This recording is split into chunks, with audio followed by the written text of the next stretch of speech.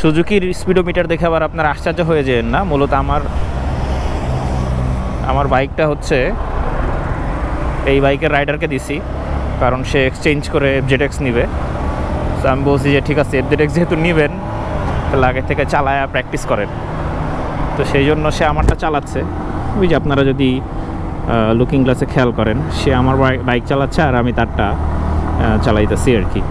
তো মজার বিষয় হচ্ছে FZX চালানোর পরে, কারণ FZX সিটটা হচ্ছে কি জানেন, একটু প্রশস্ত। মানে নর্মাল সিট হচ্ছে আপনার ধরেন কীভাবে দেখাবো, ধরেন নর্মাল সিট এতটুকু হলে FZX সিট এরকম বড়। তো সেক্ষেত্রে দেখা যায় কি FZX রেখে যদি আপনি অন্য কোনো বাইকে বসেন, যেমন ধরেন আমি এখন SF এর মধ্যে বসছি, সো আমার কাছে SFটা একটু ছোট ছোট লাগতেছে, কিন্তু FZXটার মানে ওটা একটু ভার লাগে, মানে ওটা একটা ওয়েট আছে। তো যারা FZX কিনতে চাচ্ছেন অনেকেই আমার পেজের মধ্যে মেসেজ করেন যে ভাই অনেকে আমার পেজের মধ্যে মেসেজ করেন যে ভাই আমি তো হচ্ছে V3 চালাই, আমি সুজুকি চালাই, আমি হর্নেট চালাই, আমি ডিফারেন্ট বাইক চালায় সে, তো সে FZX কিনতে চায়। ওই যে ভাই পাশে যাচ্ছে, ও সেই টান।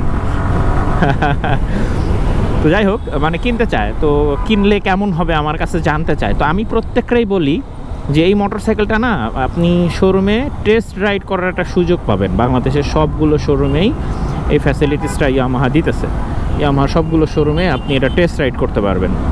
সো আমার প্রথম কথা হচ্ছে আপনারা এই বাইকটা চালাবেন, কারণ এটা একটা ডিফারেন্ট টেস্টের বাইক, এটার সাথে অ্যাডজাস্ট হওয়ার ব্যাপার আছে, এবং এটার ব্যালেন্স কন্ট্রোল আসলেই অসাধারণ। এবং স্বাভাবিকভাবেই ধরেন হচ্ছে আপনি যখন কোনো নতুন এলাকায় যান, সেই এলাকায় কিন্তু আপনাকে মানায় নিতেই হয়। সো আপনি যখন যে বাইকগুলো চালাচ্ছেন, যেমন ধরেন আমি এখন একটা স্পোর্টস ক্যাটাগরির বাইক চালাইতেছি, সুজুকি এই বাইকগুলোর স্পোর্টস ক্যাটাগরির বাইকই বলে, বা ধরেন আপনি কমিউটার বাইক চালান, FZS ভার্সন 2 চালান, বা জিক্সার মনোটন চালান, বা হর্নেট চালান, এই যে আমার সামনে হাঙ্ক আছে, হাঙ্ক চালান। তো ওই বাইকগুলোর বসার পজিশন আর FZS-এর বসার পজিশন কিন্তু টোটালি ডিফারেন্ট। তো সেক্ষেত্রে এই বাইকটা আপনাকে একটু অ্যাডজাস্ট করে নিতে হবে। কিন্তু অ্যাডজাস্ট করে নেওয়ার পরে এটার যে ফিল বা এটার যে মজা, এটা তখন আসলে উপলব্ধি করা যায়। আর এই যে SF রাইডার যে হচ্ছে এই বাইকটা চেঞ্জ করে নিবে, তো সে কিন্তু ধরেন SF বাইক নিয়ে ফুল কনফিডেন্ট এবং সন্তুষ্ট।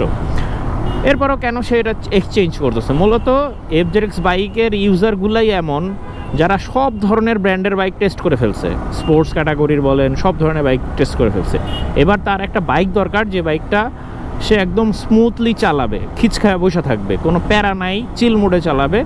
ওরা মূলত গিয়া FZX পছন্দ করে। যেমন উনি যেইভাবে রাস্তায় রাইডিং করতো, আপনি যদি এই SF রাইডারের রাইডিং দেখেন, আপনি জাস্ট খালি ফিদা হয়ে যাবেন। ওনার রাইডিং পজিশন, কন্ট্রোল, কর্নারিং অসাধারণ। কিন্তু ওনার এখন এমন একটা বাইক দরকার যে বাইকটা সোজা হয়ে বসে থাকতে হবে, উনি বাঁকা হয়ে বসে থাকার আর বাইক চালাবে না। যেমন এই বাইকটার কিন্তু যখন আমি ব্রেক করতেছি ভাই, আমি ধরে রাখছি, যখন আমার হাত দেখতে পাচ্ছেন, তো আমার হাতে কিন্তু এই যে দাগ পড়তেছে, দেখেন অলরেডি আমার হাতটা কিন্তু এরকম লাল হয়ে আছে। সো এইটার এই প্রবলেমটা হয়, কিন্তু FZX-এ এই প্রবলেমটা নাই। যাই হোক, অনেক বকবক করছি, আর বকবক করবো না, আপনাদের সাথে বিদায় নিচ্ছি। যারা FZX কিনতে চান বলবো চালান, তারপরে সিদ্ধান্ত নেন। দেখা হচ্ছে নতুন কোনো জায়গা থেকে, সে পর্যন্ত টাটা, গুড বাই।